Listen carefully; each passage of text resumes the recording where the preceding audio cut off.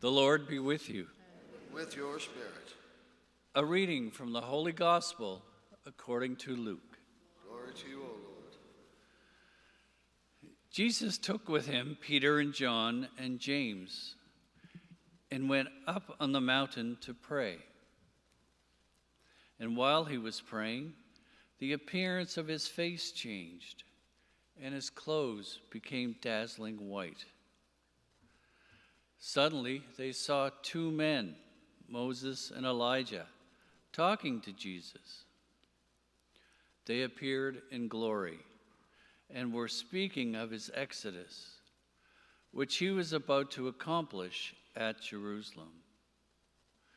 Now Peter and his companions were weighed down with sleep, but since they had stayed awake, they saw his glory and the two men who stood with him.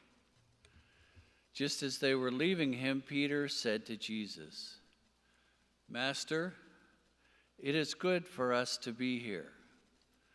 Let us make 3 dwellings, one for you, one for Moses, one for Elijah." But Peter did not know what he said.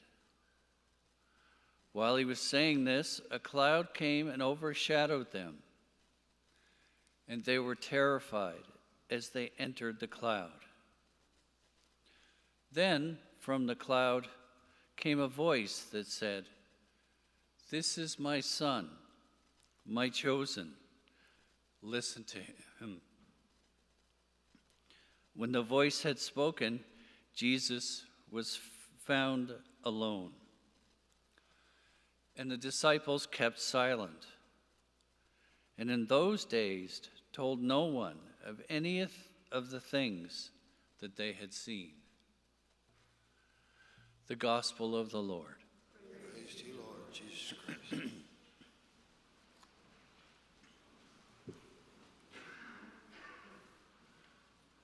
Good morning, everyone.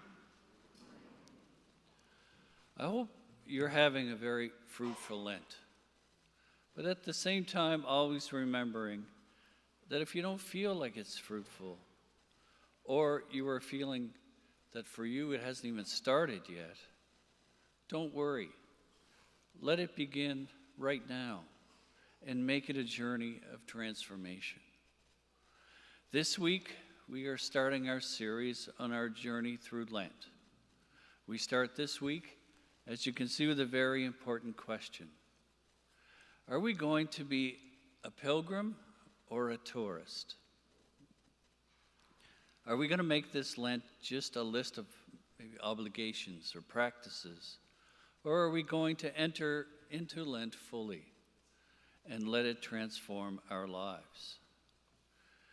We have a real chance here to live out Lent as a voyage or a pilgrimage for our parish community. As we look at the readings, we see how God continued to lead and care for his people in the Old Testament in much more turbulent times than even we're experiencing now. But God knows our needs and can encourage us as we pass through these difficulties. And when we think about our ultimate destination, our hearts can become strengthened by our hope. We're on a journey to the promised land. For now, it's not a promise of comfort. God promised a new land for the people when they left slavery in Egypt. God called this land the land of milk and honey. But when they arrived at the Jordan, they had to battle with the inhabitants to take the land God had given them. So the promised land is not a place, state of mind, but a calling or vocation to occupy life as God's people. This promised land really is a close relationship with Jesus on earth and in heaven. It's a promise of belonging both now and into eternity. The doorway to the promised land is Christ's mercy, which is revealed to us in the stories, so many stories, including the woman caught in adultery, which will be reading on the fifth Sunday of Lent. This consecration to the Eucharist that's coming up here soon helps us also to center our lives on Christ, who is the source of our hope and who leads us to the promised land, which is union with God through Christ. Our true final destiny is in heaven, which is the ultimate promised land. But we experience a foretaste of that on earth here through the presence of Christ in the Eucharist. Our journey, and by Easter Sunday, we can be new creations in the Lord. In the readings this week, God establishes the covenant with Abraham and the father of many nations. The covenant is God's solemn promise to love and stand by Abraham's descendants forever. St. Paul reminds us that our citizenship is in heaven, which is the final destination of our pilgrimage. The gospel speaks of the transfiguration where Jesus shows Peter, James, and John the glory that he has experienced and invites them to experience through him. So along with the many interventions of God, the pilgrimage we are undertaking, if we are just along for a good time, or if we're treating this pilgrimage maybe as a sightseeing experience of sorts, we are being tourists rather than pilgrims. If our final destination is heaven, however, we have a lot of challenges and trials to experience in this earthly pilgrimage. Thinking back to last week's gospel, we followed Jesus into the desert where he fasted and he prayed. This week, he leads us up a mountain to witness his transfiguration. So why both of these experiences? I think because he is preparing us to go with him in a few short weeks to a hilltop in Golgotha, where he will lay down his life for our sake, and finally to take us to an empty cave, where he triumphed over sin and death once and for all. Jesus perfectly understands our humanity. He knows we need desert experiences, times of self-denial and testing, in order to arrive at the mountaintop moments when we see and feel his glorious presence in our lives. The purpose of these two types of experiences summed up in the description of the apostles who were with Jesus at the mountaintop experience in today's gospel. Peter and his companions had been overcome by sleep, but becoming fully awake, they saw God's glory.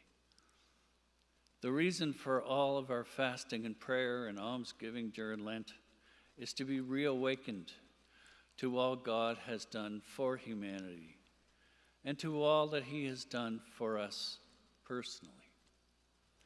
It is all too easy to get lulled into a kind of complacency in our daily routines, to sleepwalk, you might say, through life, getting up, getting ourselves out to work, getting the kids out to school, out the door, and returning home for dinner and dishes, meetings, sporting activities, and then if there's time, flopping in front of the couch to watch TV until bedtime. While there's nothing particularly wrong with this routine, as Christian pilgrims, we're called for more. I can't help but think about the examples of being a pilgrim in our own community, our own parish community. First example that comes to mind is all the service groups, the Knights and the CWL and our St. Vincent Paul Society and our committee here that takes care of our shelters. For me, those folks see the opportunity to serve. And there have been so many folks who have been who in the parish, there's been so many folks that I've called, sometimes kind of late at night when I shouldn't be calling, but I know that when I call them, that they're going to respond and they're going to serve. And I can't help but relate a story I experienced a few years back at Chalice, when there was a man that was speaking for us at a parish up in Ontario.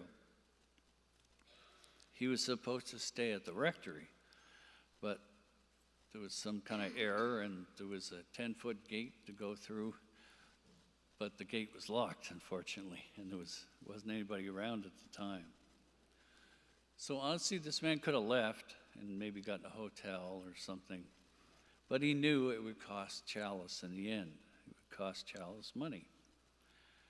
So he threw his suitcase up over the fence and climbed over, eventually getting into the rectory through the front door. For me, these sort of three examples, these three stories, they're all examples to me of people being pilgrims and not tourists. We're called to be fully awake, just like the apostles, and fully alert to the love of the Holy Trinity that dwells within us through our baptism and surrounds us at every moment. So how do we know this is true? Because we wouldn't be alive at all but for the love of God that sustains us second by second. And we would not have eternal salvation and the perfect joy of heaven awaiting us if Jesus had not come and died for us.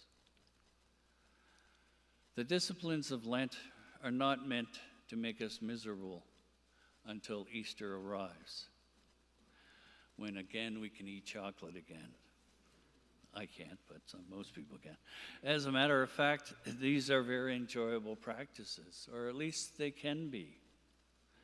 Prayer and fasting and offering of ourselves to the poor are intended to shake us free from any apathy that has crept into our lives and anything that blocks us from our deeper relationship with the Lord, so that we can see His glory in everyday moments. That is how we become pilgrims, not tourists. When we intentionally set aside time for prayer, He will give us exactly the wisdom we need to face what comes later in the day. When we bring a little discomfort into our lives by the sacrifices we make, we realize just how weak and dependent we are on Him. When we reach out to those who have less materially, we realize the abundance of blessings that we have. These are our mountaintop moments. They bring us back to our senses and fill us with gratitude to God. Lord, this Lent, let us open our hearts to You, so that You can make us a new creation. And that's our